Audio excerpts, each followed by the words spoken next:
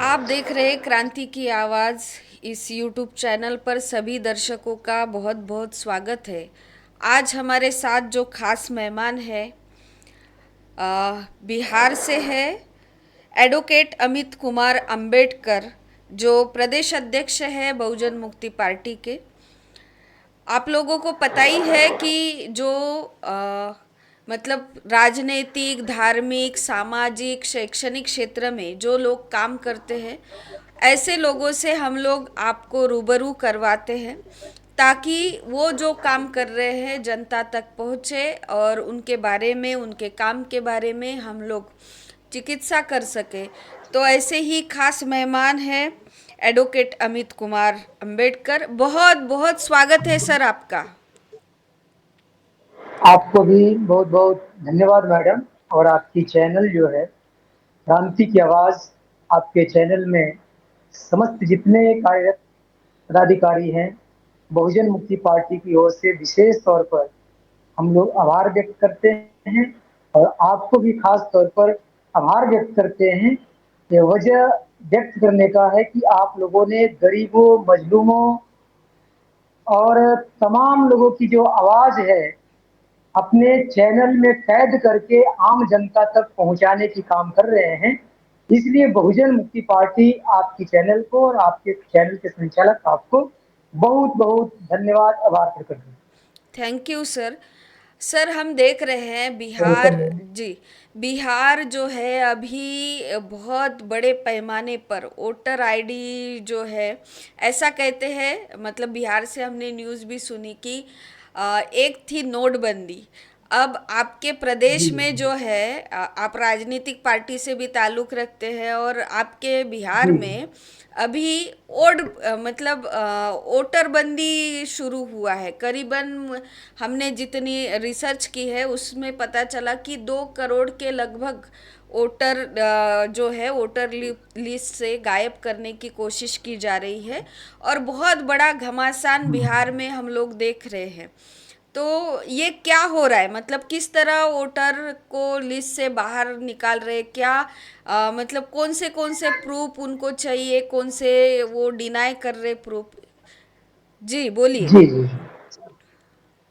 आपके चैनल के द्वारा मैं बिहार वासियों को और साथ ही साथ पूरे देश के लोगों को ये अवगत कराना चाहता हूँ, आगाह कराना चाहता हूँ कि भारत के जो चुनाव आयोग है जी।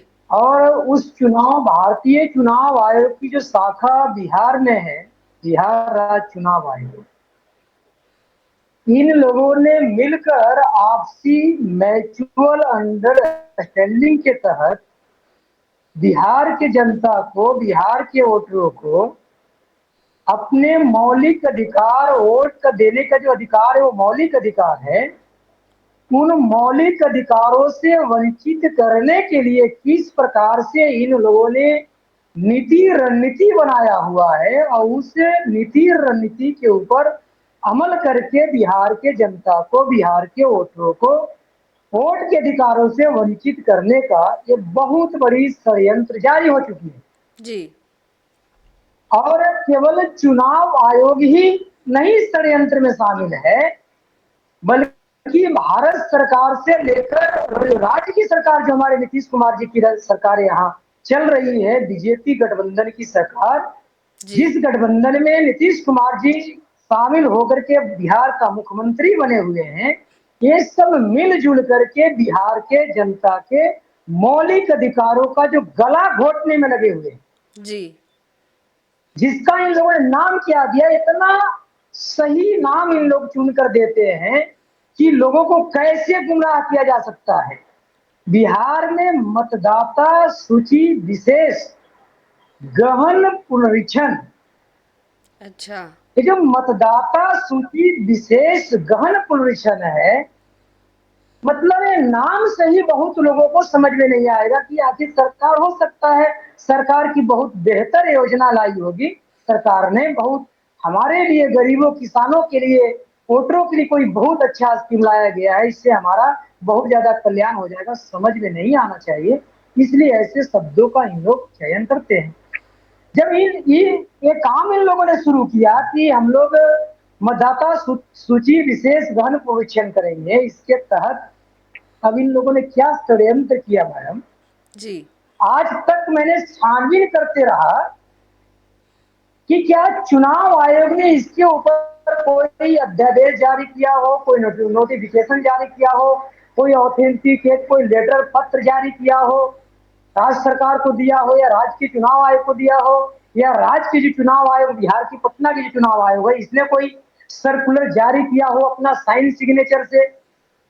तो ऐसा अभी तक कहीं भी कुछ प्रमाण देखने के लिए नहीं मिल रहा है। और इतना ही नहीं, जो बिहार के जो शिक्षक हैं, सारे शिक्षकों को शैक्षणिक कार्य से वंचित करके सरकार ने, बीजेपी की सरकार ने और बाबू नीतीश कुमार जी ने उनको शैक्षणिक कार्यों से वंचित करके ये वोटर लिस्ट के काम में लगाया हुआ है। फिर मैं उन शिक्षकों से पूछा कि आखिर कोई आपको लेटर जारी हुआ हो चुनाव आयोग का या सरकार का लिखित में, थोड़ा वो पत्र हमें भी दिया जाए। जी। उन लोगों ने कहा सर ऐसा कोई पत्र जारी नहीं हुआ है, एक फॉर्मेट बनाया गया है और फॉर्मेट ही केवल हम लोगों को दिया गया है, और फॉर्मेट नहीं भर करके हम लोगों को सबमिट करना है। जी, मतलब आने वाले समय मतलब में वो सर, आने वाले समय में अगर हम लोग पूछेंगे कि क्या आधिकारिक तौर पर आपको कानून के तहत ये काम करने के लिए अथॉरिटी मिली है, तो सरकार बोलेंगे हमने तो दिया ही नहीं। जैसे वैक्सीन के समय में उन्होंने बोला हाँ, हाँ, कि भाई हमने बोला ही नहीं जी जी जी, जबरदस्ती, तो इस तरीके से वो करना चाह रहे। उसी प्रकार से इन लोगों ने कोरोना में लोगों को घर में बंदी, जनता को बंद कर दिया, जनता बंदी किया कोरोना के नाम पर। भ्रष्टाचार मिटाने के लिए इन लोगों ने नोटबंदी के काम किया, नोटबंदी किया, भ्रष्टाचार खत्म नहीं हुआ। जनता को बंद कर दिया, जनता बंदी किया, लेकिन आज तक भारत से कोरोना खत्म नहीं हुआ। अलग अलग राज्यों में कोरोना पॉजिटिव वो दिखाते रहते हैं। ये जो वोटों से वंचित करने के लिए, वोटों के अधिकारों से वंचित करने के लिए एक तरीके से एक बंदी ही कहा जा सकता है, तो बहुत बड़ा षड्यंत्र हो रहा है। तो हमने जो डाटा इकट्ठा किया मैडम, जी। कि आखिरकार एक, जब इनका कोई सर्कुलर जारी नहीं है, कोई नोटिफिकेशन जारी नहीं है, तो ये किस आधार पर कर रहे हैं? तो केवल फॉर्मेट जारी किया है कि कल के तारीख जो आप कर रही है ना, कि ये सरकार पीछे हाथ ले कि हमने तो कोई भाई नोटिफिकेशन नहीं किया था, हमने तो किसी को कोई रिपोर्ट जारी नहीं किया था, जी। हमने तो किसी को कोई निर्देशित नहीं दिया था। क्या प्रमाण होगा हमारे पास? तो कोई पत्र है क्या? है तो दिखाइए। तो इसीलिए ये पर्दे के पीछे जाकर के सब षड्यंत्र हो रहा है, ये सब घालमेल किया जा रहा है, सब गुंडागर्दी। ये दिन दहाड़े जो ये चुनाव आयोग है, ये चुनाव आयोग चोर है। जी।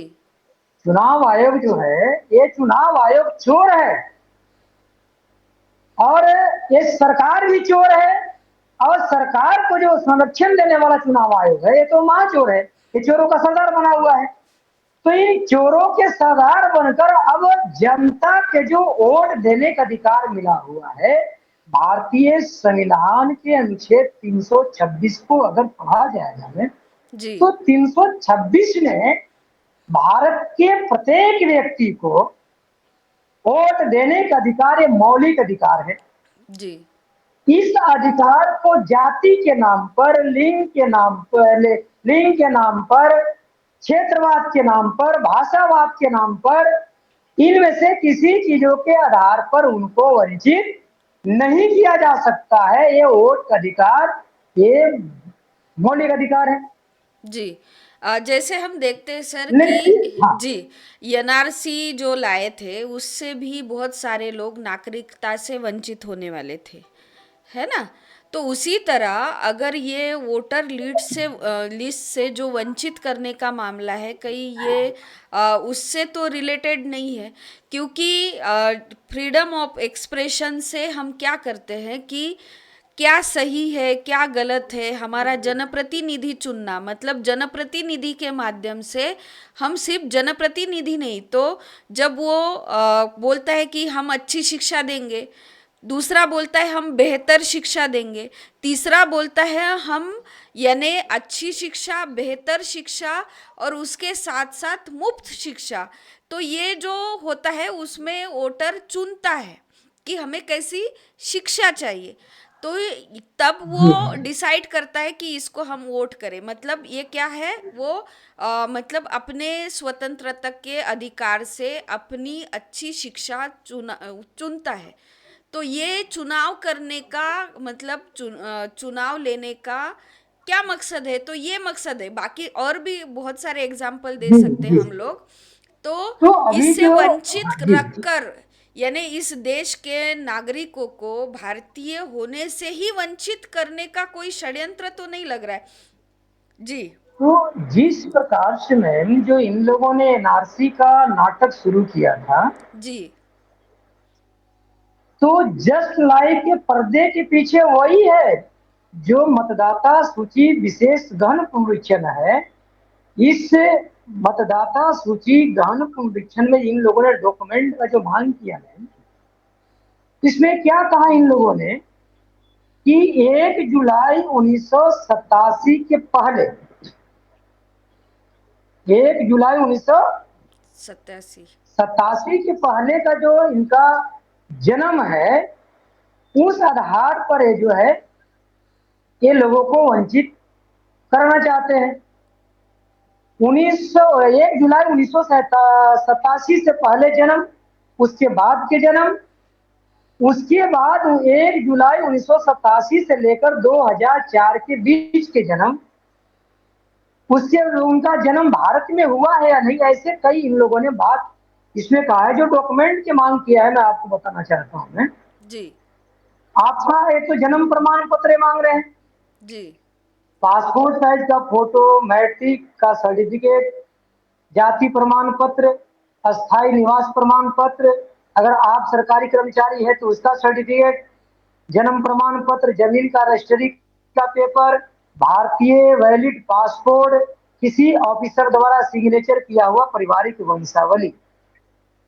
ऐसे लगभग ये 12 डॉक्यूमेंट का इन लोगों ने मांग किया था। जी। तो जैसे इन लोगों ने नारसी का कॉलम बनाया हुआ था, जी। उसी प्रकार से ये लोग ये बदमाशी करने में लगे हुए हैं। और ये बदमाशी करके बहुत ही ज्यादा हमारे लोगों को कैसे वंचित किया जा सकता है, इनका बहुत बड़ा ये प्लानिंग है। वोटों जी। के अधिकारों से कैसे वंचित किया जा सकता है, ये बहुत बड़ा ये प्लान बनाए हुए हैं। जी। मतलब आपको आप मैं आपके बताना तरफ चाहता से हूँ। बोला जा रहा है, खास करके बहुजन मुक्ति पार्टी ये भी आरोप जी लगा जी। रही है कि चुनाव आयोग भी हम्म चोर है, चोरी नहीं तो महाचोर है।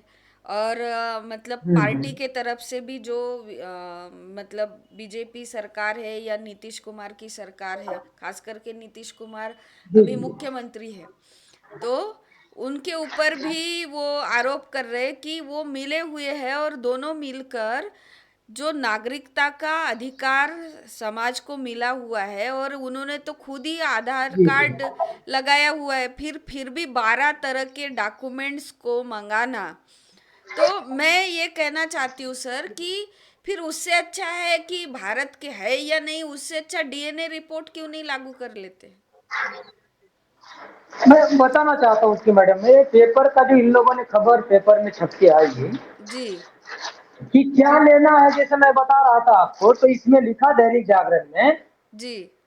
कि 1 जुलाई 1987 के पूर्व भारत में जन्म, हम्म। इसके पहले का जन्म प्रमाण पत्र उनको चाहिए। उसके हम्म। बाद 1 जुलाई 1987 एवं 2 दिसंबर 2004 के बीच भारत में जन्म, जो 1 जुलाई 1987 से लेकर हम्म। 2 दिसंबर 2004 के तक, इसके बीच में तक नहीं, इसके बीच में जो जन्म लिया है उसका जन्म प्रमाण पत्र, और जो भारत में जन्म लिया है।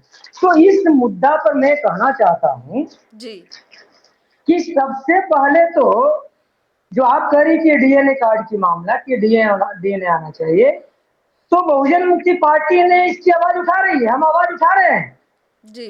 कि सबसे पहले अगर ये बहुत ज्यादा पारदर्शी करना चाहते हैं, बहुत ज्यादा ये पारदर्शी लाना चाहते हैं, निष्पक्ष चुनाव कराना चाहते हैं, सत्यापित करके चुनाव कराना चाहते हैं, जी मतलब एक भी फर्जी वोटर नहीं होना चाहिए, इनका ऐसा कहना। लेकिन ये ऐसा कहना नहीं, ये तो केवल इनका कहना ऐसा है। हाथी का दांत दिखाना अलग है, खाना अलग है, लेकिन ऐसा इनकी मंशा साफ नहीं है। बहुजन मुक्ति पार्टी का कहना है, मेरा कहना है कि अगर आप बहुत ज्यादा फर्जी वोटर से, फर्जी वोटरों को आप वंचित करना चाहते हैं, उससे बचाना चाहते हैं, सही वोटर होना चाहिए, तो आप क्या करिए, प्रधानमंत्री को भी मैं कहता हूं, नरेंद्र मोदी जी को, चुनाव आयोग को भी, जो चोरों के सरदार बने हुए, मैं उनको भी कहता हूं कि आप इस देश में डीएनए कार्ड बनाइए जी या लोगों का डीएनए टेस्ट करवाइए। डीएनए टेस्ट करवाने के बाद जिसका डीएनए भारत के लोगों से मिलता है, जी जिसका डीएनए भारत के जो मूल निवासी लोग हैं, जो यही जन्म लिए हैं हजारों हजारों वर्षों से, कई हजारों वर्षों से यही जन्म लिए, यही के निवासी है, इनका, और जो विदेश से लोग आकर भारत में बसे हुए हैं, इनका डीएनए टेस्ट किया जाए। जिनका डीएनए भारतीय लोगों से मिलेगा वो भारत का वोटर होंगे, और जिनका डीएनए भारत के लोगों से मैच नहीं करेगा वो फर्जी वोटर होगा। तो सर, पर ऐसे लोगों को वोटों नागरिकता के तो हिसाब उनको भी से मिली हुई वंचित, है ना सर। संविधान ने नागरिकता जो है। नागरिकता मिला हुआ है मैम, लेकिन नागरिकता अगर मिल गया है तो नागरिकता अन्याय करने के लिए नहीं मिला हुआ है।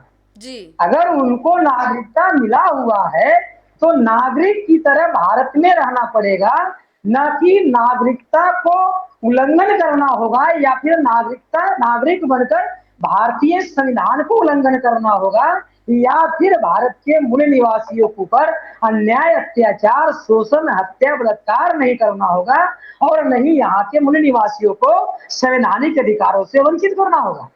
जी नागरिकता मिलने का मतलब ये नहीं है, अगर मान लिया जाए कि अमित कुमार अम्बेडकर अगर भारत भारत से जाकर अमेरिका की नागरिकता ले लेता है, अमेरिका में जाकर बस जाते हैं, तो क्या अमेरिका के ऊपर जाकर रूल करने का अधिकार हमारा होगा क्या? जी नहीं। नहीं होगा ना, नहीं हो सकता हमारा अधिकार। वहां के कानून जो है, वहां के जो संविधान है, उस संविधान के दिशा निर्देशन में, नियंत्रण में रहकर ही हमको वहां एक्टिविटी करना होगा, कई क्रियाकलाप करना होगा, हमारा कार्य प्रणाली चलाना होगा, न कि संविधान, वहां के संविधान, वहां के कानून से ऊपर उठकर। तो ये तो अन्याय है। नागरिकता मिलने का मतलब ये नहीं कि अन्याय करे ये, इसलिए तो मैं कह रहा हूं कि सही में यहाँ के नागरिक हैं या नहीं है, इनका डीएनए टेस्ट हो जाए। अगर भारत के मूल निवासियों से अगर इनका डीएनए मिलता है तो भारत का वोटर हो सकते हैं, नहीं जी मिलता है तो फर्जी हो सकते हैं। ऐसे लोगों को वोट देने के अधिकारों से वंचित करना चाहिए। इसके ऊपर चुनाव आयोग को बोलना चाहिए, इसके ऊपर भारत सरकार को बोलना चाहिए, लेकिन ये बोलने के लिए, सही बात बोलने के लिए इनको औकात नहीं है। वो गरीबों को वोट के अधिकार से वंचित करना चाहते हैं। अब मेरे दादाजी मैट्रिक पास नहीं थे, कहां से मैट्रिक सर्टिफिकेट लाएंगे? मेरे दादाजी 1947 के पहले जन्म लिए थे, इसका उनके पास मतलब कहां है से जो जन्म प्रमाण एससी पत्र आएगा? एसटी ओबीसी या के लोग 47 के कम बाद भी पढ़ते जन्म हैं। लिए? जी जी, आप कह रहे हैं कि एससी ये एसटी एक ओबीसी के जुलाई लोग कम पढ़ते 1987 के थे। पहले भी जन्म लिए, जी उनका प्रमाण पत्र कहां से आ सकता है? जी जी जी तो ये बहुत ही ज्यादा अन्यायपूर्ण बात है, ये अन्याय हो रहा है। मैं आपको बताना चाहता हूँ मैम, आपके चैनल के माध्यम से जो दर्शक सुन रहे हैं, मैं उनको आगाह करना बताना चाहता हूँ कि भारतीय संविधान में डॉक्टर बाबा साहब अम्बेडकर ने क्या लिखा है। देखिए संविधान की कॉपी, जी ये संविधान की कॉपी है, छोटा है, इसमें अंग्रेजी में भी लिखा है और हिंदी में भी लिखा हुआ है, और ये बड़ा कॉपी है। जी मैं आपको इसमें जो लिखा हुआ, मैं आपके चैनल के माध्यम से जो दर्शक सुन रहे हैं, मैं उनको बताना चाहता हूँ कि डॉक्टर बाबा साहब अम्बेडकर ने भारतीय संविधान में क्या लिखा। 326 अनुच्छेद, भारतीय संविधान के 326 के तहत भारत के लोगों को वोट देने का जो अधिकार मिला, उसमें क्या लिखा हुआ है, जी मैं उसको आपको पढ़कर सुनाना चाहता हूँ मैडम। जी लोकसभा और राज्य के विधान सभाओं के लिए निर्वाचनों का वयस्क मताधिकार के आधार पर होना। आगे लिखा जा रहा है, लोकसभा और प्रत्येक राज्य की विधानसभा के लिए निर्वाचन वयस्क मताधिकार के आधार पर होंगे।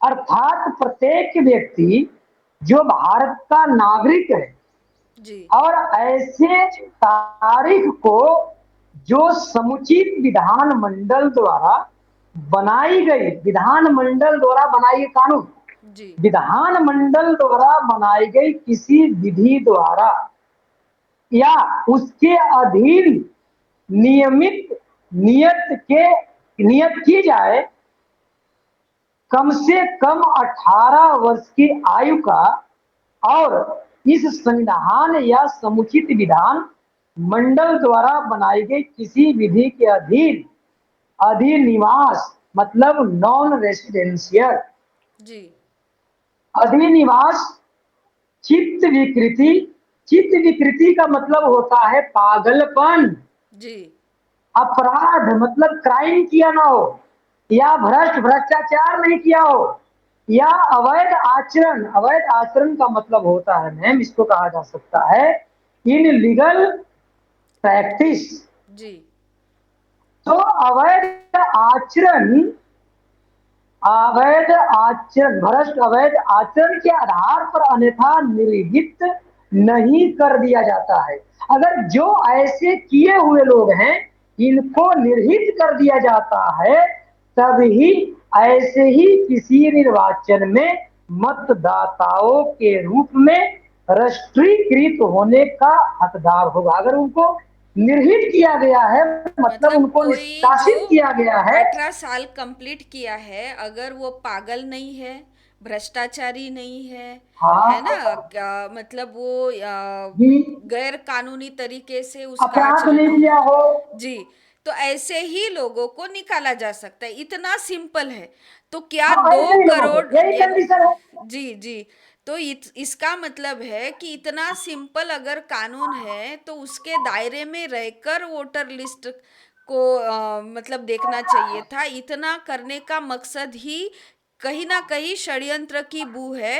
वो एससी एसटी पूरी की ओबीसी पूरी को षड्यंत्र है। जी जी, एससी एसटी ओबीसी के लोगों को ज्यादातर, क्योंकि इनमें से कम पढ़े लिखे हैं, वो अपना अब सर्टिफिकेट नहीं ला पाएंगे।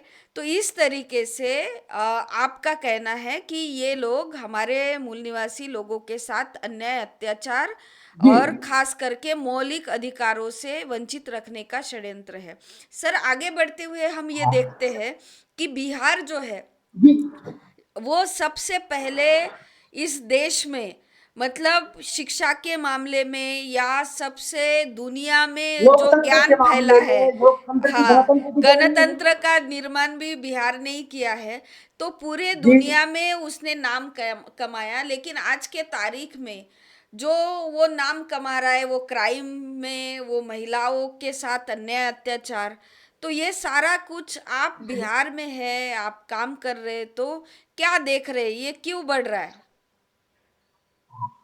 बात उस मुद्दा पर बात करते हैं मैडम। पहले इस मुद्दा को हम लोग क्लियर कर ले जी कि ये जो वोट का अधिकार वाला जो मामला है, क्योंकि हमारे बिहार के लोग इतने, हमारे जो मूल निवासी, हमारे हमारा जो भोला भाला समाज है, वो इतना ज्यादा गुमराह हो रहा है, उनको गुमराह किया जा रहा है।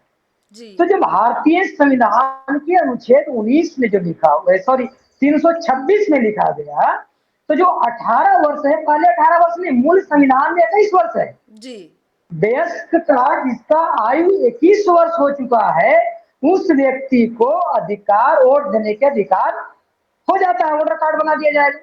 लेकिन जब 61वां संविधान संशोधन हुआ, तो 61वां संविधान संशोधन करके 1988 में संविधान संशोधन हुआ था, तो 21 वर्ष जो आयु निर्धारित किया गया था उसको घटाकर 18 वर्ष किया गया। जी पहले 21 वर्ष में लोग मैच्योर होते थे, जिसमें संविधान लिखा जा रहा था। अब 18 वर्ष में ही मैच्योर हो जा रहे हैं, लड़का हो या लड़कियां हो। तो उस आधार पर उनको ये अधिकार संशोधन करके दिया गया कि जिनका 18 वर्ष के जो आयु पूरा कर चुके हैं वो वोट के हकदार होंगे। अब अगर अगर उनको वंचित करना है, तो वंचित करने के लिए भी संविधान में साफ साफ शब्दों पर लिखा, साफ साफ शब्दों में लिखा गया है कि कौन सी कंडीशन में उनको वोट के अधिकारों से वंचित किया जा सकता है।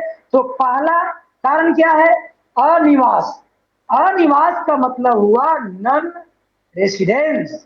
जी नन रेसिडेंस का मतलब, निवास का मतलब है कि वो भारत का निवासी ही नहीं है, जी भारत का रहने वाला ही नहीं है, जी भारत में उसका जो रेसिडेंशियल सर्टिफिकेट है वो है ही नहीं।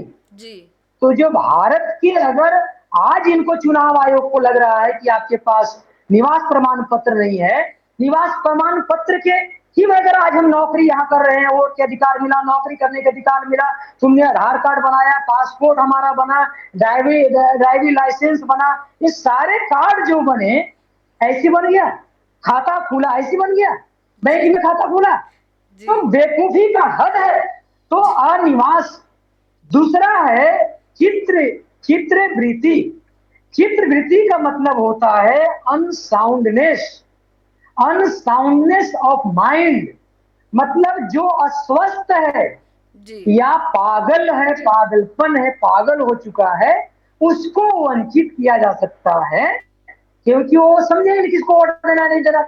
जी अपराध किया हो, क्राइम किया हो, भ्रष्टाचार किया हो, भ्रष्टाचार फैलाया हो, जी या फिर अवैध आचरण किया हो, अनलीगल प्रैक्टिस किया हो, ऐसे कंडीशन में उनको निर्हरित, निर्हरित का मतलब होता है संविधान में, हिंदी का भी जो अंग्रेजी में सही लिखा गया है, लेकिन ट्रांसलेट करने वाले ऐसे ऐसे शब्दों को डाले हैं कि सही बहुत लोगों को समझ में नहीं आता है।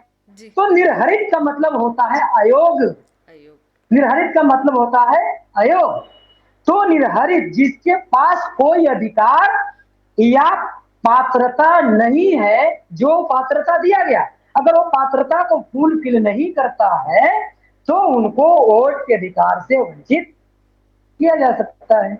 जी मतलब ये अगर संविधान में साफ आपको साफ शब्द चेक में लिखा करना है है। तो डॉक्टर के अगर पास इसको लेके एग्जाम्पल जाओ, में है ना? समझना चाहते हैं, जी अगर किसी व्यक्ति को किसी पद से अयोग घोषित कर दिया गया है, अगर किसी व्यक्ति, एग्जाम्पल के तौर पर समझने के लिए या जी लोगों को समझाने के लिए, अगर किसी व्यक्ति को अपने पद से मुक्त कर दिया गया है, निकाल दिया गया है, तो घोषित निकालने की घोषित कर दिया गया है। जी अब यदि उसने ऐसा कोई कार्य किया होगा हम्म जो उसका कार्य अनैतिक होगा, इसलिए वो पद के लिए वो अयोग्य घोषित किया गया, आवश्यक नहीं, इसलिए उसको निकाल दिया गया। तो हमारा बिहार का वोटर तो ये सारी चीजों को फुलफिल कर रहे हैं, जी तो फिर कैसे वंचित करने की बात हो रही है? इसलिए ये पूरा प्लानिंग बनाकर ये वोटों के अधिकार से वंचित करना चाहते हैं, और जो वोट के अधिकार राजनीति से कर वंचित रहे इसलिए सर, करना चाहते हैं। जो राजनीति कर रहे हैं, हाँ, उनके ऊपर अरे राजनीति क्यों कर रहे हैं? भ्रष्टाचार के बहुत सारे आरोप है, फिर भी उनको अब मतलब खड़े अब रहने अगर ये के जो क्राइटेरिया परमिशन है। लिखा गया मैम, जी जो संविधान में क्राइटेरिया दिया गया, तो अमित शाह को ताड़ी पार कर दिया गया है। तो सबसे पहले तो वोट के अधिकार से कौन वंचित होना चाहिए भारत में? जी अमित शाह को किया जाना चाहिए। मोहन भागवत जी का डीएनए टेस्ट होना चाहिए कि भागवत जी आपका डीएनए भारत का डीएनए है या नहीं है। सीताराम येचुरी जी का टेस्ट होना चाहिए। ये सारे आरएसएस के लोगों को, भाजपाइयों को, लोगों को, जितने उसमें लीड करने वाले ब्राह्मण्स हैं, वो सारे लोगों का डीएनए टेस्ट होना चाहिए। और बीजेपी ने अनैतिक कार्य, अनलीगल, जो पूर्वांचल एक्सप्रेसवे पर मध्य प्रदेश का एक बीजेपी का नेता, वो कौन सा कांड कर रहा था? क्या अनलीगल काम नहीं कर रहा था? जी किसी महिला को सड़क पर ला करके क्या जी अनलीगल काम नहीं कर रहा था?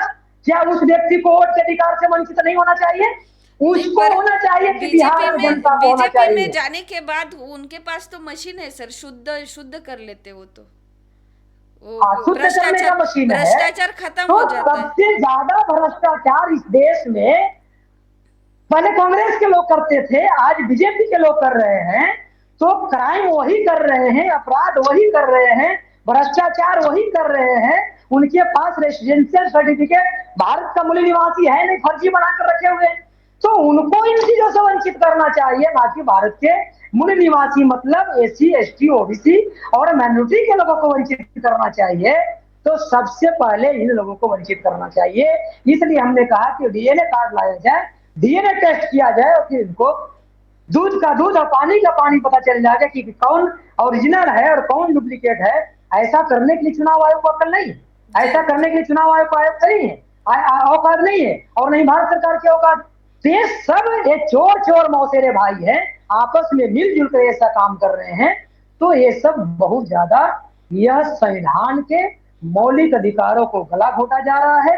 ये भारत के मूल निवासी बहुजनों के अधिकारों से वंचित किया जा रहा है, बिहार के वोटरों को अधिकारों से वंचित किया जा रहा है। और ये सब करने की वजह आप क्या है? इतनी क्योंकि इतनी पुरजोर अल्पसंख्यक लोग आप इतनी पुरजोर तरीके से लड़ाई लड़ते हुए अभी हम जान पा रहे, तो क्या बिहार में जो लोग हैं, क्या वो बहुजन मुक्ति पार्टी के तरफ या उनका झुकाव है, या खास करके आप ही? बृहद पैमाने पर झुकाव हो रहा है, बृहद पैमाने पर झुकाव हो रहा है बहुजन मुक्ति पार्टी से।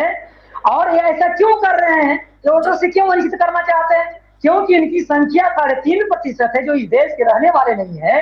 तो अल्पसंख्यक को बहुसंख्यक पर राज करना हो तो कैसे राज करेंगे? तो पहले इन लोगों ने तरीका बनाया, पहले वोट लूट लेते थे, जी वोटों को चोरी कर लेते थे, बक्सा को लूट लेते थे, मत पेटी को लूट लेते थे, डंडे के बल पर हमारे लोगों को वोट नहीं देने देते थे। अब हमारे लोग लड़ने भिड़ने लायक हो गए, तो अब क्या किया इन लोगों ने? ईवीएम मशीन लाया, अब ईवीएम से वोटों को चोरी कर रहे हैं। अब ईवीएम से भी इनको लगा कि अब ये भी हमारे लिए पर्याप्त नहीं है, कहीं ना कहीं जिनको हम नहीं चाहते हैं जिताना वो भी जीत जाता है। तो ऐसा करो कि इनकी वोट की संख्या ही कम करो, कुछ ऐसे छाट दो, कुछ ईवीएम से चोरी करेंगे। तो मतलब ये चोरी करने के लिए कई हथकंडे अपनाए हुए हैं। तो अल्पसंख्यक को बहुसंख्यक पर अगर राज करना हो तो ये राज करने के लिए इन लोगों ने यह वोट मतदाता सूची विशेष गहन पुनरीक्षण लाया है, न कि इनको फर्जी मतदाताओं को वंचित करना है। नहीं, ऐसा नहीं है। फर्जी मतदाता तो खुद ही बना हुआ है, खुद वंचित हो जाए, बल्कि जो सही मतदाता है उनको वंचित करने के लिए ये सब इनकी नाटक नौटंकी चल रही है। हमने अल्टीमेटम दिया था कि अगर चुनाव आयोग या सरकार अगर नहीं इसके ऊपर कुछ निर्णय लेती है तो बहुजन मुक्ति पार्टी भारत बंद करने की तैयारी में लगी हुई है।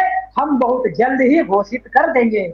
लेकिन अभी अभी कुछ नियम कानून में इन लोगों ने बदलाव किया है कि अब कोई डॉक्यूमेंट नहीं देना है, अब केवल आप ऐसे ही फार्म भर के दे दीजिए, एक फॉर्मेट को भर कर दे दीजिए, अब आपका मान्य हो जाएगा। तो मतलब अब थोड़ा सा आप जो काम लचीलापन। कर रहे हैं जागृति से, हाँ आपने ये जो मुद्दा उठाया, तो वो मुद्दे को उनको लगा कि ये ज़्यादा हाईलाइट हो जाएगा, तो आपकी पार्टी या ऐसे ही बहुजन समाज की जो पार्टी है वो हाईलाइट हो जाएगी। तो हाँ आप हाँ। बिहार में कैसे मतलब देखते हैं? जैसे तेजस्वी यादव है, पासवान जी भी है जो उनके लड़के, अभी वो भी बहुजन जी जी। समाज से ही आते हैं। तो ये लोग जो है वो कभी कांग्रेस के पाले में रहते हैं, कभी बीजेपी के पाले में रहते हैं, जबकि आपने ही अभी कहा कि उनकी संख्या, मतलब जो कांग्रेस बीजेपी का शासन रहता है और खास करके जिन्होंने निर्माण किया इन पार्टियों का, वो साढ़े जी तीन परसेंट लोग हैं। तो संख्या तो तेजस्वी जी के पास है, पासवान जी के पास है, अंबेडकर जी के पास है। संख्या अगर आपके पास है तो आप क्यों कांग्रेस और बीजेपी के पाले में चले जाते बहुजन समाज के लोग? अब ये तो बहुत मौलिक सवाल है मैडम आपका कि आखिरकार जब हम बहुसंख्यक लोग हैं, वोट हमारे पास है, जनता हमारे पास है, जनमत हमारे पास है, सारे चीज होने के बावजूद भी आखिरकार हमारे लोग उनके पास क्यों जाए? जी वो जाते नहीं है मैडम, लोगों को घसीट कर लेकर जाएगा। अब घसीटा कैसे जा रहा है? जी, क्योंकि हमने घसीटा ऐसे देखा ही नहीं जाता है। घसीटते हुए। हाँ हाँ, घसीटा ऐसे जा रहा है। जब कांग्रेस की सरकार होता है तो कांग्रेस की सरकार में उनके ही नेता लोग हमारे बहुजन समाज के कुछ लोगों से भ्रष्टाचार करवाते हैं, या वो करते हैं, कर कर उनको बदनाम करते हैं, और भ्रष्टाचार में उनको फंसाकर आय से अधिक की संपत्ति में या भ्रष्टाचार में फंसाकर फिर उनकी सरकार चली जाती है। कांग्रेस में भ्रष्टाचार होता है तो कुछ नहीं होता उन नेताओं को जो कांग्रेस में शामिल थे। फिर बीजेपी की सरकार आता है तो उन सारे जो कांग्रेस की सरकार में भ्रष्टाचार किए थे, घोटाला किए थे, आय से अधिक संपत्ति अर्जित किए थे, वो सारा डॉक्यूमेंट्स बीजेपी को कांग्रेस के लोग दे देते जी कि देखो भाई हमारे सरकार में सारे लोग घोटाला किए हुए थे। अब ऐसा देते हैं, देने के बाद क्या होता है, वो सारा छापामारी शुरू हो जाता है, तंग तबाह होता है और बीजेपी कहता है ये अगर बचना चाहते हो तो हमारे एनडीए नामक गठबंधन में आ जाओ। तो ऐसे घसीट कर उनको अपने गठबंधन में शामिल कर दिया जाता है। जी जैसे नीतीश कुमार जी अभी आरजेडी के साथ में गठबंधन में मुख्यमंत्री बने हुए थे, जी लेकिन उनको डर दिखाया गया कि अगर आप आरजेडी से गठबंधन नहीं तोड़ेंगे तो आपको सृजन घोटाला के नाम पर आपकी फाइल खोल दिया जाएगा। मुजफ्फरपुर में बहुत बड़ी कांड हुआ था, जी जो वहां हॉस्टल था लड़कियों को पढ़ने के लिए, कई लड़कियों को वहां से ब्लैकमेल किया जाता था और वह उनको दूसरे यहाँ नेताओं को पास भेजा जाता था रात बिताने के लिए। इतनी बहुत शर्मनाक घटना घटी थी और कई वर्षों से वो चल रहा था, लेकिन जब पकड़े गए तो उसमें सरकार कटघरे में खड़ा होने लगी। तो ऐसे कई मुद्दा जो है बीजेपी ने कैच किया और कैच करने के बाद उनको डर दिखाया कि अगर आप नहीं उनसे आरजेडी से हटते हैं तो आपको जेल में डाल देंगे, लालू जी की तरह। या तो अबे फिर जेल में जी जाने के डर से आरजेडी से गठबंधन इन्होंने तोड़ लिया और तोड़ करके फिर जाकर नीतीश जी उनके बीजेपी में जाकर मिल गए, जो कि उन्होंने कहा था अब मैं दोबारे बीजेपी में नहीं जाऊंगा, मिट्टी में मिल जाऊंगा, लेकिन बीजेपी में नहीं जाऊंगा। खुद ही थूकते हैं और खुद ही चाटते हैं, और खुद ही थूकता है खुद ही चाटता है, तो ऐसे व्यक्ति को क्या कहा जी जाता है? क्या आप पत्रकार ये लोगों को जो तो बहुत है अच्छा है। बहुजन मुक्ति पार्टी, जी बहुजन मुक्ति पार्टी ऐसा कुछ नहीं करेगी, मतलब कभी कांग्रेस के या बीजेपी के पाले में नहीं जाएगी? तो पहले जो आपने सवाल किया था उसको क्लियर करते हैं। तो इस वजह से क्या होता है, वो जी चले जाते हैं। अब जब बीजेपी की सरकार होती है तो बीजेपी के सरकार में घोटाला होता है। अब घोटाला हमारे लोग करते हैं या उनसे करवाया जाता है। फिर जब कांग्रेस की सरकार आता है तो बीजेपी वाले उसको फाइल देते हैं, कांग्रेस के लोग देखो फलाने फलाने हमारे सरकार में घोटाला किए हैं, अब इनको तंग तबाह करो। फिर तंग तबाह होता है तो कांग्रेस कहता है कि बचना चाहते तो हमारे इंडिया नामक गठबंधन में आ जाओ, तो फिर उनके गठबंधन में चले जाते हैं। तो ऐसे इसलिए हमने शब्दों का उपयोग किया कि घसीट कर अपने गठबंधन में शामिल करवाना। तो ये घसीट घसीट कर शामिल करवा रहे हैं। अब दूसरा आपका मौलिक सवाल है कि क्या बहुजन मुक्ति पार्टी नहीं जाएगी? हाँ, ये बहुत मौलिक सवाल है। बहुजन मुक्ति पार्टी बीजेपी में हमारे विचारों का बहुत बड़ा वैचारिक लड़ाई है मैडम। जी बहुजन मुक्ति पार्टी का विचार और विचारधारा क्या है? फुले साहू अम्बेडकरी फुले साहू अम्बेडकरी विचारधारा पर आधारित बहुजन मुक्ति पार्टी बनाई गई है, और इनके अधूरे कार्यों को पूरा करने के लिए हम पार्टी का निर्माण हम लोगों ने किया है और पार्टी हम चला रहे हैं। नहीं न जैसे कि जी अगरकर, जी सावरकर, तिलक, गांधी, नेहरू की विचारधारा पर हमारी पार्टी का गठन नहीं हुआ है। साफ साफ हमारा विचारधारा है पुणे साहू अम्बेडकरी और मूल निवासी बहुजन समाज में से जितने संत गुरु मतलब महापुरुष जन्म लिए हैं उन सारे नहीं, उनके कभी अधूरे कभी सपने हम उनके देखते विचारों पर हैं हमारी कि पार्टी चल अगर रही है। 10-15 विधायक आपके चुन के आते हैं, फिर अलायंस अगर करने की बारी आती है तो हो जाता है ना कि अगर तो सत्ता में रहेंगे तो कुछ काम कर पाएंगे, फुले शाहू अम्बेडकर जो विचारधारा है उसको कुछ ना कुछ थोड़े पैमाने पर स्टैब्लिश करने की कोशिश करेंगे, तो इसलिए अलायंस करना जरूरी है। तो हम अलायंस तो करना जरूरी है मैम, आपका कहना सही है कि अलायंस होना जरूरी है, लेकिन हम अलायंस तो ऐसे विचारधारा वाले लोगों से अपना विचारधारा को गिरवी रख करके मान स्वाभिमान को बेच करके या फिर ऐसे इनको घसीट कर गठबंधन कराने की जरूरत नहीं पड़ेगा। अगर कभी भविष्य में जो समविचारी दल हैं, बहुजन समाज के लोग जो समविचारी दल है, उनके साथ में हम लोग गठबंधन करेंगे। जी जो बहुजन समाज के ताल्लुक रखने वाले लोग हैं और जिसका लीडरशिप बहुजन समाज की जिन पार्टियों के उनके हाथों में है, तो उनके साथ में हम लोग गठबंधन करेंगे, लेकिन अपने विचारधारा को गिरवी रखकर नहीं, अपना मान सम्मान स्वाभिमान को बेच कर नहीं। जैसे आज अगर हम बात करें चिराग पासवान जी का, आज हम बात करें नीतीश कुमार जी का, ठीक है आप गठबंधन करिए ना, गठबंधन होना चाहिए, लेकिन गठबंधन करने का मतलब यह नहीं है कि अपनी सिद्धांतों से समझौता करना, अपनी विचारधारा से समझौता करना, अपना मान सम्मान से समझौता करना, अपना स्वाभिमान से समझौता करके गठबंधन करना, यह राजनीतिक पार्टी के नेताओं का वास्तविक चरित्र नहीं है। ये पॉलिटिकल करेक्टर में ये बातें नहीं आता। नहीं, हम देखते गठबंधन हैं करिए, सर, आप जैसे अपने शर्तों के आधार पर करिए। मतलब लालू जी है, वो बहुजन समाज का नेतृत्व है, लेकिन हमेशा उनको एक जाति का नेतृत्व प्रोजेक्ट किया, मतलब उनको यादवों का ही नेता बोला, जबकि वो बहुजन समाज के रिप्रेजेंटेटिव है पॉलिटिकल। और उनके ये ऐसा बात उनके ऊपर नहीं। जब मीडिया में खबरें चलती थी, तो एक तो वो एक कास्ट, मतलब यादव जाति के, फिर दूसरा वो ये कहते थे अरे इनको तो बोलते भी नहीं जो आता, जैसे बिहारी, क्योंकि वो बिहार से थे, बिहारी लैंग्वेज जी जी उनके पढ़ाई के ऊपर वो पढ़े भी नहीं है, जबकि वो लॉ और किए हुए थे, जी जी है ना। तो इस तरह हमारे समाज के नेतृत्व को बदनाम करने की कोशिश करते, तो वो बेचारे कितना ये लड़ेंगे, जो है, फाइट ये करेंगे। कोई नई बात, ये बदनाम करने वाली जो बात है मैम, जी। ये कोई नई बात नहीं है। कांग्रेसियों का ये खून में ही है दूसरे को बदनाम करना। भाजपाइयों का खून में ही है। इनके जो संस्थापक लोग हैं, इनका जो डीएनए जो है ना, ये सब डीएनए का फॉल्ट है। जी। सही लोगों को गलत तरीके से बदनामित करना, इन लोगों का डीएनए में ही ऐसी बातें हैं। ये डीएनए का दोष है मैम। जब जिनका डीएनए का ही दोष होगा, तो उनका आचरण, उनकी बोली, उनकी भाषा, उनका व्यवहार, हर चीज में दोष पाया जाएगा। तो जी। एक बेवजह के आरोप, पंडित नेहरू जी भारत का नेता, सबका नेता, अगर सावरकर, तिलक, गांधी, सबका नेता, और लालू जी, पासवान जी, मान्यवर काशीराम साहब, मायावती जी, या फिर अन्य जो बहुजन समाज के नेता, या शरद पवार जी है, या जननायक कर्पूरी ठाकुर जी है, जितने नेता बहुजन समाज में आज हैं या जो आज नहीं हमारे बीच में है, इन सारे लोगों को जातियों के रूप में बांटा जाता है। और बांटने के लिए जो ये देश के निवासी नहीं है, जो मनुवादी लोग हैं, जो विदेशी किस्म के लोग हैं, वही करते हैं। वो इसलिए करते हैं कि वो अल्पसंख्यक है।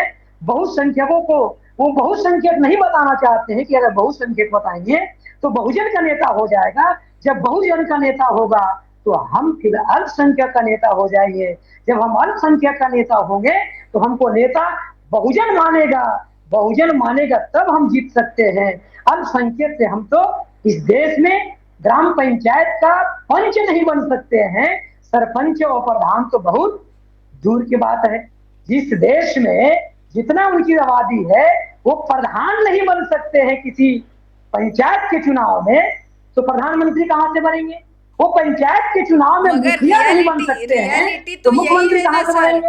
रियलिटी यही है कि वो रियलिटी, पंचायत के हाँ रियलिटी यही है। सदस्य नहीं, लेकिन वो वोट अभी डालो और राज करो। अभी सबसे ज्यादा उन्हीं के सांसद, उन्हीं के लोग, उन्हीं की सत्ता भारत में है। तो इस चीज को, भला ही आपके ऐसा पास ऐसा होने बहुसंख्यक समाज है, आपकी पार्टी का नाम बहुजन मुक्ति पार्टी है, तो ऐसा क्या ऐसा आपने होने की बहुजन वजह बनाने है। क्या काम कर दिया है? बहुजन हमारा बना लिया आपने? जी। ऐसा होने का वजह है मैम जी। कि बहुजन समाज के अज्ञानता जब तक रहेगा, ये बहुजन समाज के अज्ञानता के ऊपर मनुवादियों की सफलता टिकी हुई है। जी। बहुजन समाज की अज्ञानता के ऊपर मनुवादी विदेशियों की सफलता टिकी हुई है। जी। जिस दिन मूल निवासी बहुजन समाज के लोगों को अपनी अज्ञानता से, अंधकार से दूर किया जाएगा, उस दिन जो है ये लोग हमारे ऊपर राज नहीं करेंगे। तो ये राज करने के लिए इन लोगों ने कई हथकंडे अपनाए। एक तो मैं कहा कि घसीट कर गठबंधन में लेकर जाना, दूसरा हमारी हमारी समाज को अज्ञान में ढकल कर रखना, अज्ञानता बनाकर रखना, अज्ञानी बनाकर रखना। तो ऐसे कई वजह हैं। लेकिन जैसे जैसे जब जब समाज में ज्ञान का प्रचार प्रसार हुआ है, तब तब हम शक्तिशाली बने हैं। मौर्य साम्राज्य से लेकर मान्यवर काशीराम साहब तक अगर हम बात करें मैम, तो हम जी। लोग शक्तिशाली हुए हैं। जी मान्यवर साहब ने कहा वोट हमारा, राज तुम्हारा नहीं चलेगा, नहीं चलेगा, चलेगी हाथी उड़ेगी, ना रहेगी फूल। जी नारा दिया मानव काशीराम साहब ने, वोट हमारा, राज तुम्हारा नहीं चलेगा, नहीं चलेगा, आरक्षण से लेंगे एसपी डीएम, वोट से लेंगे सीएम पीएम, चलेगी हाथी उड़ेगी धूल, न रहेगी पंजा न रहेगी फूल, मिले मुलायम काशीराम, हवा में उड़ गए जय श्री राम। तो जैसे ही हमारे समाज में जागृति जब जब आया है, तब तब हम लोगों ने इन लोगों को उखाड़ कर फेंक दिया है। हमारे पास कई उदाहरण है, मौर्य साम्राज्य से लेकर छत्रपति शिवाजी महाराज से लेकर छत्रपति साहूजी महाराज से लेकर जननायक कर्पूरी ठाकुर से लेकर मान्यवर काशीराम साहब तक, आदरणीय लालू प्रसाद यादव जी तक जी। उखाड़ कर फेंका है। आज सर भी सर बिहार आपकी में बात को मैं बीजेपी यहाँ अपने यहाँ बलबूते सत्ता में आने की उनकी हिम्मत नहीं है, जी जी, आपकी नहीं आ बात को सकती मैं है। काट रही हूँ। 1990 से आज तक वो डायरेक्ट रूप में सत्ता में नहीं आए, चाहे कांग्रेस के लोग हो बीजेपी के लोग हो, सत्यानाश करके रखा। जब मान्यवर काशीराम साहब ने नारा दिया कि हवा में उड़ जाएंगे, मतलब जय श्री राम, तो अभी तो वो संबोधि में, मतलब जो साकेत में बिठाल दिए गए, और आप लोग मतलब जब एक समय था, तो ताकत थी बैठा मान्यवर। दिए गए मैम। जी, एक इन ताकत लोगों थी। ने कहा कि कई हजार साल से, हाँ कई हजार वर्ष से मैम, वो जो बाबर का बाबरी मस्जिद कहा कि बाबर ने बाबरी मस्जिद बनाया है, तो कई सौ साल पुराना बाबरी मस्जिद टूट सकता है? नहीं टूट सकता है, अच्छा, ये मतलब नहीं टूट सकता है। अभी भी आप हवा में उड़ाने के लिए गलत तो तैयारी गलत ही कर है रहे ना, हैं। जी जी। गलत तो गलत ही है, क्योंकि उसके न्यू अगर खोदा जाएगा, आज भी खोदा, कल भी खोदा गया, तो हाँ, सारा पूरे बौद्ध पूरे अवशेषिला मीडिया में जब ये खबर तो चली तो फर्जी तरीके से बनाया है। जी जी, पूरे तो एविडेंस जब जो कभी है अगर वो अवसर बुद्धा मौका के मिला निकले। मैडम, जी तो इन लोगों को 1949 से राम मंदिर का मामला खड़ा किया था, और 2023 में या 24 में बनाया, लगता है 24 में बनाया ना, जी 24 जी में। तो 1949 से अगर बात करें, रामलला हम आएंगे, मंदिर यहीं बनाएंगे, तारीख नहीं बताएंगे, तारीख घोषित नहीं कर रहे थे। 72 साल लग गया उनको तारीख घोषित करने में, हमारे डर की वजह से नहीं कर रहे थे। तो रामलला हम आएंगे, नहीं, मंदिर यहीं हम बनाएंगे, लेकिन तारीख नहीं देख रहे बताएंगे। हैं सर कि जब तक ये काशीराम ऐसा जी इसलिए थे, हो रहा था, जब तक काशीराम जी हमारे थे जागृति की वजह से ऐसा हो उनको रहा था। डर था। लेकिन जब जब काशीराम जी हमारे साथ नहीं रहे, मतलब वो काल कतीत हो गए, उसका हम मतलब अभी ज़्यादा उस पे चर्चा तो नहीं करेंगे, लेकिन जैसे ही वो हमारे बीच में नहीं रहे तो हमारी ताकत घटी, जिसके ऐसा है कारण बहन ऐसा हुआ, ऐसा कि आप। कोई भी अमर होकर नहीं आया है, जी दुनिया में कोई भी अमर होकर नहीं आया है। सबकी एक मर्यादित उम्र है, और उम्र के हिसाब से सबको, हम सभी को जाना है। बुद्ध ने कहा जो जन्म लिया उसको जाना था, जो जीवन मरण से बुद्ध के ये सिद्धांत बताया हुआ है, बुद्ध ने सिद्ध करके बताए। तो जी जो आया है जाना है, कोई अमर होकर नहीं आया है, अमृत पीकर नहीं आया है। तो जैसे मान लिया जाए कि उसमें बाबरी मस्जिद बनाई गई थी, तो उसमें किसी का तो राजन शासन होता होगा ना, बना दिया था। आज इनके हाथ में मौका मिला, तो इनको तो बनाने में, मैडम मैं बार बार यही कह रहा हूँ कि 72 वर्ष लगा। अगर हम लोगों को मौका मिलेगा तो रामलला हम आएंगे, मंदिर यही बनाएंगे, तारीख ठीक। नहीं बताएंगे। 72 साल तो लग गया अभी तारीख बिहार में बताने में। आपकी हम पोजीशन क्या है 72 सर? साल नहीं, जी 72 घंटे भी लगने देने वाले नहीं है, 72 घंटा भी लगेगा नहीं। जी, तो क्या और बिहार में सबको मिलना आपकी बहुजन चाहिए, मुक्ति पार्टी की मौका क्या तो मिलना पोजीशन है? चाहिए। जी, आप मौका बना रहे तो कितनी पोजीशन है बहुजन मुक्ति पार्टी की बिहार में? जी आपकी आवाज कट रहा है मैम, जी जी सर, हम आपका आवाज कट रहा है। अभी आ रही है, हमारी आवाज आ रही है? हाँ, अभी आवाज क्लियर आ रही हम है। बोल रहे हैं कि बिहार में क्या पोजीशन है बहुजन मुक्ति पार्टी की, कितने कितना मतलब बिहार इस। में जी बहुजन मुक्ति पार्टी की अगर बात करें मैम, जी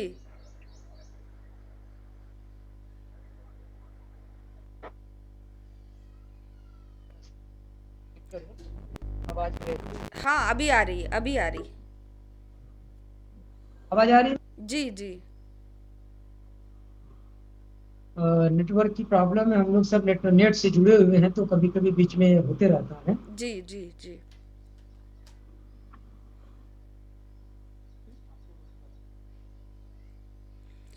जी, बोलिए। हमारे तरफ से नेट ठीक है।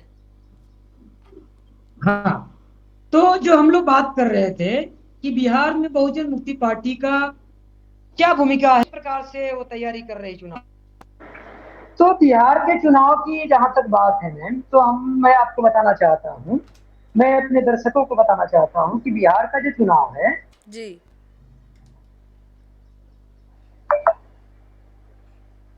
जी जी, बोलिए। इसका आगाज हम लोगों ने 26 जून 2025 को छत्रपति साहू जी महाराज के 151वीं जी जन्मदिन के मौके पर हम लोगों ने बहुजन मुक्ति पार्टी का एक विशाल महारैली किया।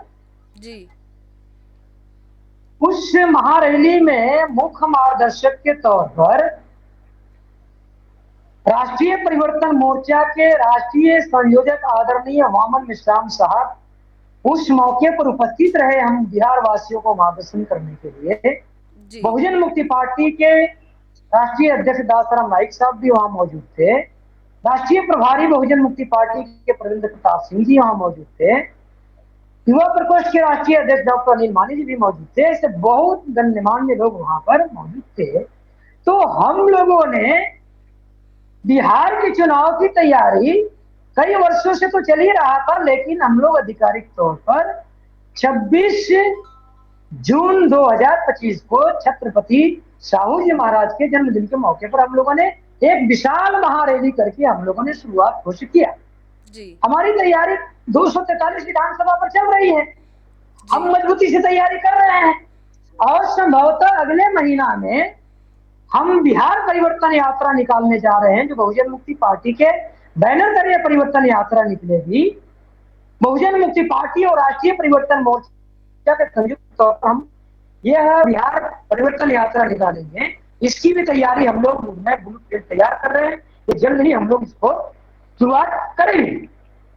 तो चुनाव की तैयारी हम बहुत कमर कस के लगे हुए हैं, हमारे कार्यकर्ता, हमारे पदाधिकारी, हमारे समर्थक, सब लोग जी जान से लगे हुए चुनाव तैयारी में। लेकिन एक मौलिक सवाल है मैम, जी कि मौलिक सवाल यह है कि अगर जो परिस्थितियां भाजपाइयों ने इस देश में शुरू किया है, जी जो अन्याय, अत्याचार, शोषण, बलात्कार, हत्या, मर्डर, और इन बीजेपी की सरकार में, चाहे केंद्र में हो या प्रदेश में, पूरी देश के लोग त्राही माम कर रहे हैं और बिहार की जनता त्राही माम कर रहा है। बिहार में जनता से लेकर जनप्रतिनिधि तक की हत्या हो रही है। जी महिलाओं के साथ में प्रत्येक दिन सामूहिक बलात्कार लड़कियों के साथ में हो रहा है, महिलाओं के साथ में छेड़छाड़ हो रहा है, और इतना ही नहीं उद्योगपति व्यापारियों की हत्या मर्डर हो रहा है। तो ये बीजेपी की सरकार में खुल्लम खुल्ला गुंडागर्दी मतलब चल रहा है, तंग तबाह हो चुके हैं।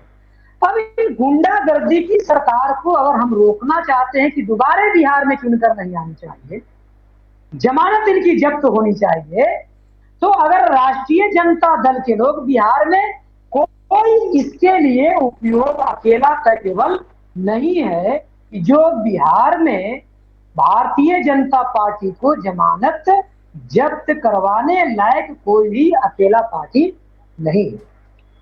बहुजन मुक्ति पार्टी को तो छोड़ दिया जाए, जो यहाँ सत्ता में रह चुके हैं, जो सीएम रह चुके हैं, राज कर चुके हैं या कर रहे हैं, अकेला राष्ट्रीय जनता दल भी भारतीय जनता पार्टी को रोकने की सक्षम नहीं है। बिहार के सबसे बड़ी पार्टी, बाकी तो चिराग पासवान जी, मुकेश सहनी जी और जो ये लोग हैं, और ये तो फिर कम्युनिस्ट के लोग हैं, तो एक ही सिक्के के दो पहलू है, कांग्रेस के ही छठे बट्टे के लोग हैं। इनसे तो बस की बात ही क्यों रुकेंगे, बल्कि बढ़ावा देंगे। तो ये तो बीजेपी को रोकेंगे ही नहीं। ये तो हमारे लोग सत्यानाश कर सकते हैं लेकिन रोकेंगे नहीं।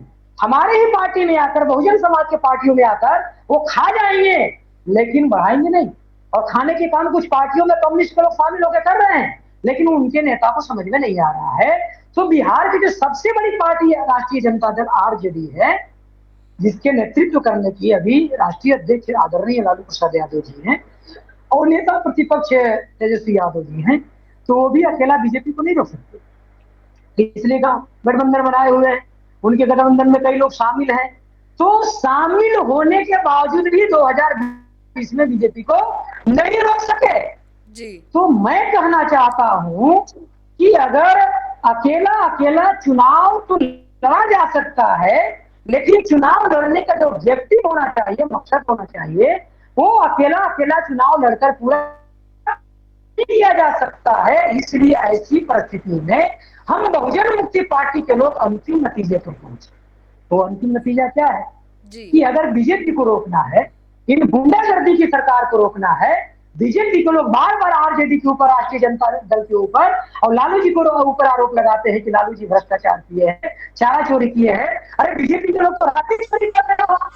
अरे अटल बिहारी वाजपेयी की सरकार में 1999 में कारगिल युद्ध करवाया गया था, ताबूत में कफन में चोरी किया गया था, सैनिकों की जो शहीद हुए उनके कफन में चोरी किया गया था। तो जब तुम लोग कफन चोर हो और लालू जी को जान बेवजह के चारा चोर कहते हो, अरे कफन चोर, जी ज्यादा शर्मनाक है कि तुम शहीदों की कफन की चोरी किया। जी 1999 कारगिल युद्ध में घोटाला ढेर पैमाने पर हुई। ये होश नहीं है, ये अकल नहीं है हम लोग को बोलने के। ये खुद ही कफन चोर लोग हैं और दूसरे को आरोप लगाते हैं, लालू जी को आरोप लगाते हैं और महाजंगल राज, जंगल राज का आरोप लगाते हैं, गुप्ता राज का आरोप लगाते हैं। मेरा ऐसा मानना है कि महाजंगल राज अभी चल रहा है केंद्र से लेकर प्रदेश तक। जी ये गुंडों की राज चल रही है, जबरदस्ती बुलडोजर चलाया जाता है, अन्याय अत्याचार। इतना बलात्कार, हत्या, मर्डर दूसरे किसी सरकार में नहीं हुए थे। किसान आत्महत्या कर रहा है, छात्र युवा नौजवान आत्महत्या कर रहा है, महिलाएं आत्महत्या कर रहे हैं, युवा हत्या कर रहे हैं, लड़कियों के साथ में सामूहिक बलात्कार हो रहा है। इतना तो किसी की सरकार में नहीं होता था। डाटा निकाला जाए, आंकड़ा निकाला जाए, ईमानदारी से नहीं बोल रहे हैं। Digital India, green India, skill India, अरे कहाँ मिला रोजगार? दिखाओ ना रोजगार, कहाँ मिला नौकरी? रोजगार मांगने पर, नौकरी मांगने पर कहते हैं प्रधानमंत्री जाकर पकौड़ा तलो, यही आपका रोजगार है। अरे पकौड़ा तलना ही था तो फिर बीएससी एमएससी करने की क्या जरूरत था? बीटेक एमटेक करने की क्या जरूरत था? जी पकौड़ा तलने के लिए बीटेक किया गया था। भारत के प्रधानमंत्री जी को थोड़ा सा बोलने से पहले सोचना चाहिए कि मैं क्या बोल रहा हूं। माननीय प्रधानमंत्री जी, आप देश के कुर्सी पर, सर्वोच्च कुर्सी पर विराजमान है और आपको क्या बोलना है? इतना समझदारी नहीं है। समझदारी आएगा कुछ कहां नहीं से? रहेगा तो रखे झोला हुए उठा के प्रधानमंत्री चल है, देंगे। वो तो भागवत जैसे बोलेंगे, भागवत जैसे बोलेंगे वैसे करना है, तारी पारा मिश्रा जैसे बोलेंगे वैसे वो करना है। तो उनके ही आधारित बोली पर बोलते रहते हैं, तो ये कठपुतली की तरह नाच रहे हैं, ये कठपुतली बने हुए हैं। अब इन लोगों से हमारा लोग उम्मीद करता है कुछ देने वाले नहीं है। जातीय जनगणना के मुद्दे पर कुछ नहीं बोलते हैं, ईवीएम से वोटों की चोरी किया जा रहा है नहीं बोलते हैं। तो ऐसे बहुत सारे मुद्दे हैं। तो अगर बिहार में बीजेपी को रोकना है तो राष्ट्रीय जनता दल भी अकेला रोकने में सफलता हासिल नहीं कर सकता है। जो हम बहुजन मुक्ति पार्टी के लोग जो अंतिम नतीजे पर पहुंचे कि इन जो महाजंगल राज जो चल रही है, अभी गुंडों की राज चल रही है, इन गुंडों की राज को कैसे खत्म किया जा सकता है, इन मनुवादियों की, दुश्मनों की सरकार को कैसे रोका जा सकता है। तो रोकने की एक ही मात्र तरीका हमारे पास है, एक ही विकल्प हमारे पास हो सकता है कि बिहार में जो समविचारी दल हैं, जो एनडीए से बाहर हैं, जी इंडिया गठबंधन के साथ में मिलजुल कर काम करना चाहते हैं, ऐसे परिस्थिति में माननीय लालू प्रसाद यादव जी को, माननीय तेजस्वी प्रसाद यादव जी को, ऐसे पार्टी के लोगों को तरहीज देना चाहिए। ऐसे पार्टी के लोगों के साथ में वार्ता करनी चाहिए। अगर उनको लगता होगा ये छोटे दल हैं, अरे भाई एक चिट्टी जो है हाथी को तंग तबाह कर सकता है, जी उसके सूंड में घुस जाता है तो हाथी को जान चला जाता है। जो हाथी जिस चींटी को पैरों तले मसल देता है वही चींटी जब उसके सुराख में घुस जाता है तो हाथी को सूंड पटक पटक कर जान को गंवाना पड़ जाता है। जी, आप कह रहे हैं तो कि आप देश किसी को को देखा, पहले रखे, आप बिहार को किसी को पहले छोटा। रखे, और पार्टी व्यक्तिगत जो सारी चीजें हैं वो सारी चीजें बाद में देखेंगे। सबसे पहले है कि अपने समाज को बचाना, मूल निवासी बहुजन समाज को बचाना। मूल ये निवासियों को बचाना है जी, तो मूल निवासियों के हित में यह निर्णय है जी, कि हम लोगों को, ये नहीं आप समझिए ये छोटे दल के लोग हैं, ये क्या कर सकते हैं या इनसे कुछ होने वाला नहीं है। ये कोई छोटे नहीं है, कोई बड़े नहीं है। अभी हमें छोटा और बड़ा को भूल करके एकजुट होकर के अगर हम सही में मूल निवासी बहुजनों के हक अधिकार को बचाना चाहते हैं, सही में लोकतंत्र को बचाना चाहते हैं, संविधान खतरे है, लोकतंत्र खतरे है, लोकतंत्र खतरे में है, और इतना ही नहीं हमारे माँ बहनों की इज्जत आबरू खतरे में है। अगर ये सब बचाना चाहते हैं, नौजवानों की भविष्य खतरे में है, शिक्षा रोजगार खतरे में है, अगर सबको हम लोग बचाना चाहते हैं तो छोटा और बड़ा को भूलकर एक साथ में एकजुट होकर के आपसी सहमति से गठबंधन बनाकर बीजेपी को हम परास्त कर सकते हैं। और परास्त ही नहीं बल्कि जमानत जब्त कर सकते हैं। नहीं तो 2000 जो 20 में भी विधानसभा चुनाव में हुआ था वही हालात फिर हो जाएगा, सर पटक कर मर जाएंगे। लेकिन बीजेपी को रोक नहीं सकते हैं, बल्कि बीजेपी के लोग इनको ही उखाड़ कर फेंक देंगे। अरे बहुजन मुक्ति पार्टी तो पहले भी सड़क पर था, आज भी हम सड़क पर रहेंगे। लेकिन आप तो शासन सत्ता में रह चुके हैं, राजपाट कर चुके हैं, आपको क्या होगा। लेकिन हम लोग चाहते हैं कि आप फिर से शासन सत्ता में आइए, फिर से राजपाट में आइए, हमारी दिल्ली इच्छा है। इसलिए हम लोग मिलजुल कर काम करना चाहते हैं और गठबंधन बनाकर हम काम करना चाहते हैं जी, अपने विचारों के साथ में, अपने सिद्धांतों के साथ में, मान सम्मान विचार सिद्धांत को स्वाभिमान को ध्यान में रखकर हम आपके साथ में, आपके गठबंधन के साथ में रखकर हम बीजेपी को रोकने की हमारी इच्छा है। यहाँ जमानत जब्त किया जाए और मूल निवासियों को हक अधिकार को ले बचाने के लिए, आने के लिए, संविधान और लोकतंत्र को बचाने के लिए, माँ बहनों की इज्जत आबरू को बचाने के लिए सरकार महागठबंधन की बननी चाहिए, भाजपाइयों को उखाड़ फेंकना चाहिए। ऐसी बहुजन मुक्ति पार्टी रात दिन हम सोच रहे, विचार कर रहे।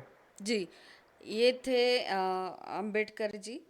और सर हम लोग 30-40 मिनट का एपिसोड करते हैं, और उसमें पूरा आने वाले समय में आपसे और भी वार्तालाप करते रहेंगे ताकि समाज को जानकारी जी पहुंचे।